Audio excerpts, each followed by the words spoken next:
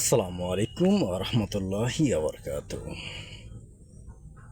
আমি যে টপিক নিয়ে কথা বলবো, আমার হ্যান্ডের ভিতরে দেখতে পাচ্ছেন এটা একটি আম গাছ।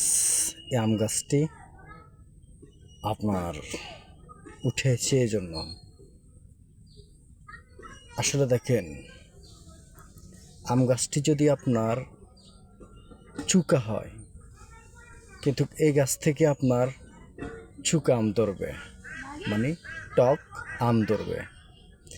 এই গাছটি যদি আপনার মিষ্টি গাছ হয়, এই বারাটা যদি মিষ্টি গাছ হয়, গাছটির থেকে কি হবে, মিষ্টি বাইরে হবে, মিষ্টি আম ধরবে, টক আম ধরবে না।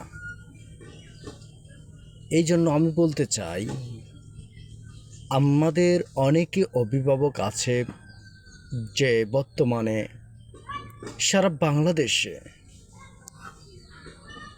মা বাবা মনে করে দেন মাদ্রাসায় ভর্তি করা দিলে হুজুর বড় বুজুর্গ হয়ে যাবে, হুজুর ছেলে বড় কি হবে, বড় হালেমে দিন হয়ে যাবে, ছেলে বড় এ হবে সে হবে, বড় স্বপ্ন দেখে। আসলে স্বপ্ন দেখাটা ভুল। গাছ রোপণ করার সময় যখন আপনি মিষ্টি আম গাছের চারাটাই যখন লাগাবেন, ওই গাছের ভিতরে আমটি মিষ্টি ধরবে। আর যখন টক আম গাছ লাগাবেন তখন টকে আম গাছে ধরবে, ওটার থেকে মিষ্টি আসা যায় না। মা বাপ যদি ভালো হয়, সন্তানকে মাদ্রাসা না স্কুলে পড়াইলেও সন্তানটি ভালো হবে। আর মা বাপ যদি বেয়াদব হয়, সন্তানকে যদি মাদ্রাসায় পড়ায়, যদি মদিনা ইউনিভার্সিটিতে নিয়ে পড়ায়, কিন্তু সেম সন্তানটি বেয়াদবে হবে। যার কারণ কি, গোয়া উঠে তো বেয়াদব হয়ে উঠে, কিন্তু ভালো যে সন্তানটি আপনাকে 24 ঘন্টার ভিতরে দেখে আপনার থেকে শিক্ষা অর্জন করতে পারে না, আর কোথায় আমরা আমাদের 3 ঘন্টা 2 ঘন্টা টিচারদের কাছে থাকে, এর থেকে অনেক কিছু শিক্ষা আশা করা যায়। যদি সন্তানকে মানুষ করতে হয়, আগে সর্বপ্রথম ঘরের টিচারগুলা ভালো হতে হবে, তাইলে আশা করা যায় সন্তানগুলা ভালো হবে। আপনি স্কুলে পড়ান বা মাদ্রাসায় পড়ান, আপনার সন্তান ভালো হবে আশা করি।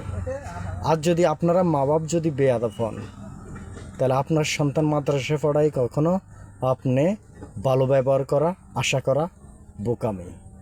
এই জন্য আমার কথা যদি কারো, আমি কথাগুলো যে বলি বাস্তবে কথা বলি, মিথ্যার আশ্রয় নিয়ে আমি কথা বলি না। এই জন্য ছেলে সন্তান মাদ্রাসা বা স্কুলে ভর্তি করাবার আগে আপনার সন্তানকে সাথে আপনি পারিবারিক শিক্ষাটা আপনি দেন। আমি যেন আপনার সন্তানের প্রশংসা যেন শিক্ষা প্রতিষ্ঠানগুলোতে করে। তো আপনারা যদি হুজুর বানানোর জন্য দেন, আগে দিতে আপনাদেরকে হুজুর হতে হবে, আপনারা হুজুর হবেন না। এই জন্য আমার অনুরোধ হলো, সন্তানকে সুশিক্ষা দেন, সন্তানের সাথে বেয়াদফিমূলকের আচরণ করবেন না, তাহলে আপনার সন্তান ঠিক রোডে গাড়ে চলতে ফিরতে ওই সমস্ত আচরণগুলোই করবে। আসসালামু আলাইকুম।